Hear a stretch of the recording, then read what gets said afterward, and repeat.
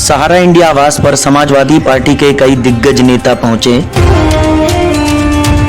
Samajwadi party के राष्ट्रीय अध्यक्ष उत्तर प्रदेश के पूर्व मुख्यमंत्री अखिलेश यादव, शिवपाल सिंह यादव व उप मुख्यमंत्री ब्रजेश पाठक भी पहुंचे। वहीं समाजवादी पार्टी के प्रदेश अध्यक्ष नरेश उत्तम पटेल ने संवेदनाएं व्यक्त करते हुए श्रद्धांजलि दी।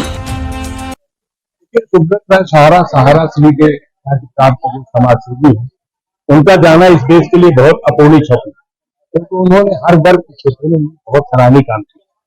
जिस तरीके से लाखों लोगों को सहारा दिया, जीवन शैली दिया, निश्चित रूप से देश के लिए अपूर्णीय क्षति है। इतनी कम उम्र में जाना, मैं तो समझता हूँ कि बहुत हमारे देश की क्षति है।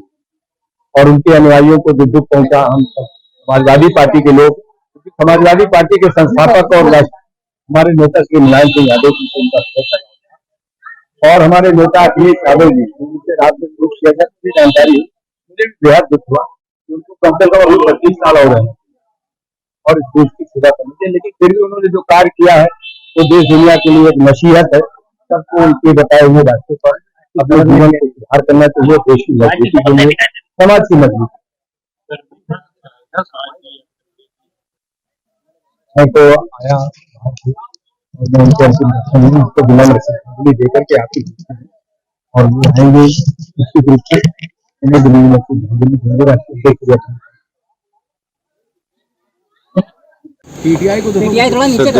सुब्रत राय सहारा जी ने अपने जीवन काल में उत्तर प्रदेश में बहुत बड़ा कारोबार खड़ा किया।